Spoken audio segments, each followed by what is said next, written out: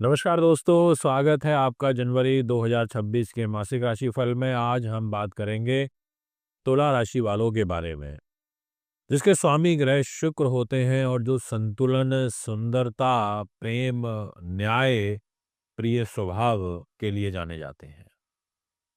जनवरी 2026 तुला राशि के लिए संतुलन बनाने, रिश्तों को समझने और कुछ महत्वपूर्ण निर्णयों के दृष्टिकोण से काफी अच्छा रहेगा। सूर्य का, बुध का, शुक्र का, मंगल का, इन चार ग्रहों का राशि परिवर्तन भी होगा, जो काफी महत्वपूर्ण होता है।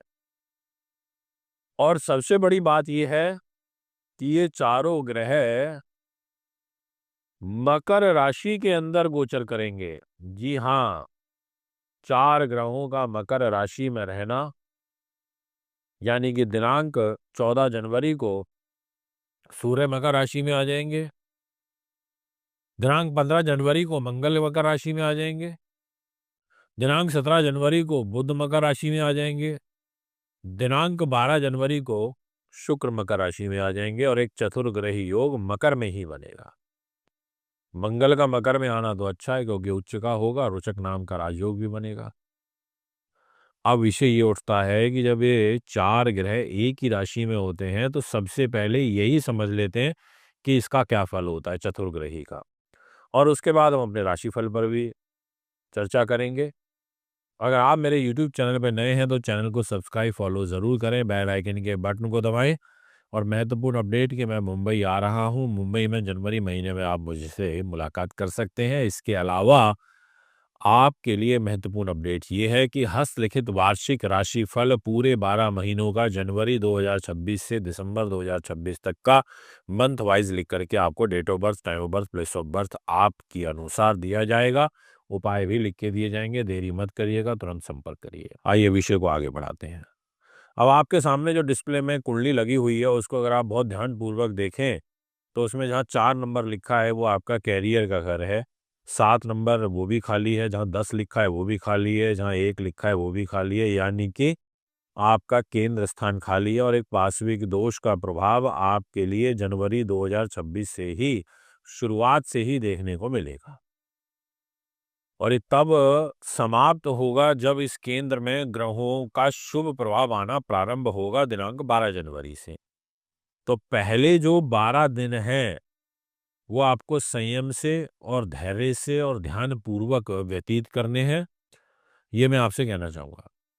क्योंकि आपका जो कैरियर का घर है, जहाँ पे 4 नंबर लिखा है, उसका लॉर्ड ही चंद्रमा है। और चंद्रमा वर्ष 2026 की शुरुआत में उच्च का ये एक पॉजिटिव साइन है, पर बहुत बड़ी मूवमेंट नहीं करनी है। 12 तारीख के बाद निश्चित तौर पर आपको शुभ समाचार कैरियर में मिलेंगे और एक रुचक नाम का महापुरुष राजयोग भी बनेगा। बहुत बेहतरीन राजयोग रहेगा। मान सम्मान में आपके इजाफा देखने को शुरुआत से ही मिलेगा, पर जो प्रभावी रूप से देखने को मिलेगा वो 12 जनवरी से, क्योंकि आपकी जो राशि है वो तुला है। तुला राशि के लॉर्ड मकर राशि में आएंगे 12 जनवरी को, केंद्र में आएंगे, मन पर आके बैठेंगे। बहुत अच्छी बात है। व्यक्तित्व को तो बढ़ावा मिलेगा ही, मान सम्मान को बढ़ावा मिलेगा ही, भाषा शैली मजबूत होगी ही, लोग सतह आपकी ओर आकर्षित होने लगेंगे। और अगर आप स्टेज परफॉर्मेंस करते हैं, कॉमेडियन हैं, फिल्म लाइन आर्ट से जुड़े हुए हैं, तो आपके लिए और अच्छा रहेगा।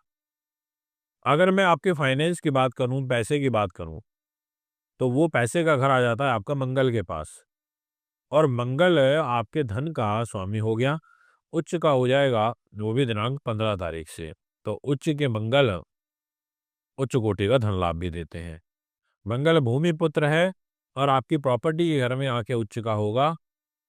वहीं पर सूर्य भी रहेगा, वहीं बुध भी रहेगा और वहीं पर शुक्र भी रहेगा, यानी कि आपको प्रॉपर्टी से विशेष रूप से लाभ प्राप्त होगा। आपकी डेस्टिनी का लॉर्ड आपकी प्रॉपर्टी के घर में, आपके प्रॉफिट का लॉर्ड सूर्य चतुर्थ भाव में प्रॉपर्टी के घर में, आपका फाइनेंस का लॉर्ड मंगल वो भी आपका प्रॉपर्टी के घर में, आपके मान सम्मान का स्वामी शुक्र वो भी प्रॉपर्टी के घर में, यानी कि तकरीबन ग्रहों का चतुर्थ भाव में गोचर, यानी कि 15 तारीख के बाद आर्थिक स्थिति में बदलाव शुभ रूप में देखने को मिलेंगे। परंतु डबल मंगलिक दोष भी प्रारंभ होगा, जिसका फल दुष्प्रभाव ये होगा कि क्रोध, गुस्सा ये अधिक बढ़ेगा। पर एक पॉजिटिव साइन ये भी है कि आपको जीवन साथी के माध्यम से विशेष सफलताएं भी प्राप्त होंगी, ऐसा आपकी जन्मपत्री ग्रहों के अनुरूप इशारा करती हुई नजर आ रही है। यानी कि ये साइन आपके लिए एक बड़ा ही पॉजिटिव साइन है। जी हाँ, आपने एकदम ठीक सुना। ये जो योग है आपके लिए बहुत अच्छा है, काफी लाभदायक है। अगर मैं बात करूं हेल्थ की, तो जुपिटर के पास लॉर्डशिप है जहां 12 नंबर लिखा है, वो मीन राशि है और उसका लॉर्ड गुरु है। जुपिटर तो डेस्टिनी में बैठ गया, ठीक बैठा हुआ है, वो कोई दिक्कत नहीं है।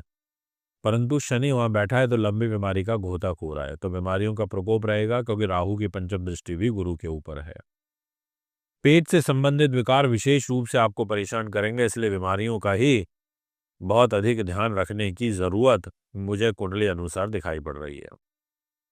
अगर मैं बात करूं एजुकेशन दृष्टिकोण से, तो मैं कह सकता हूं कि बहुत ज़्यादा शुभ समाचार नहीं दिखाई दे रहे हैं। राहु पंचम भाव में बैठा है, पर रिसर्च और जितने भी ऑकल्ट साइंस या जो लोग ज्योतिष आध्यात्म साइंटिस्ट हैं, फिलोसफर हैं, उन सब के लिए जो ग्रह स्थिति है वो अनुकूल रहेगी।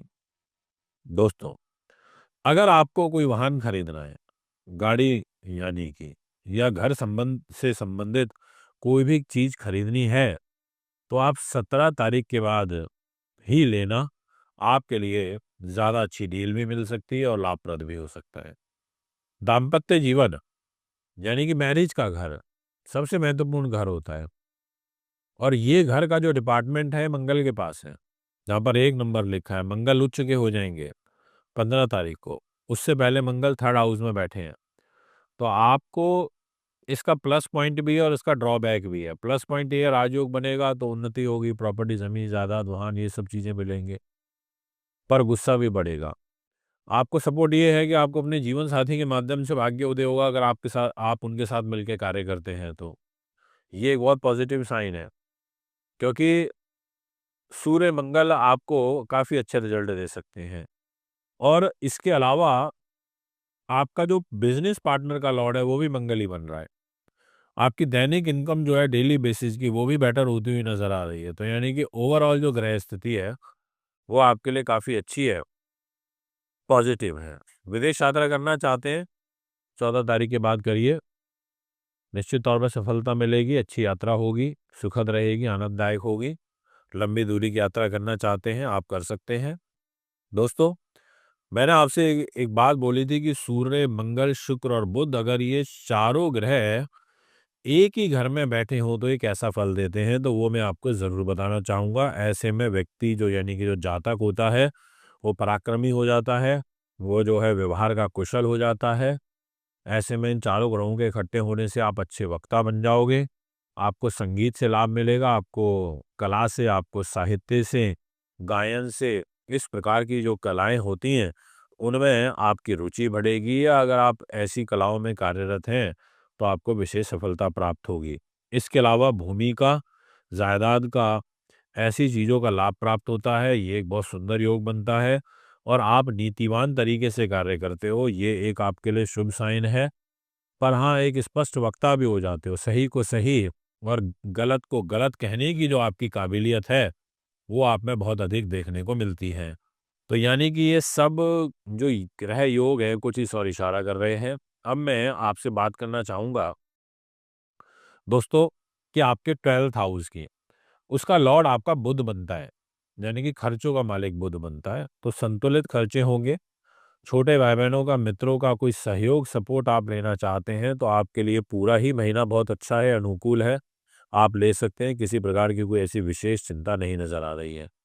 पर बस थोड़ा सा अपनी राशि के लॉर्ड को मजबूत करिए, शुक्र का डायमंड पहन करके रखिए, आपके लिए अच्छा रहेगा। ये है आपका ओवरऑल ग्रह गोचर। यदि आप भी अपनी कुंडली बनवाना चाहते हैं, दिखाना चाहते हैं, पूजा पाठ या रत्न रुद्राक्ष लेना चाहते हैं अच्छी क्वालिटी के, तो उसके लिए भी आप हमें संपर्क कर सकते हैं। एक बार पुनः आगामी कार्यक्रम में उपस्थित होऊंगा। नमस्कार।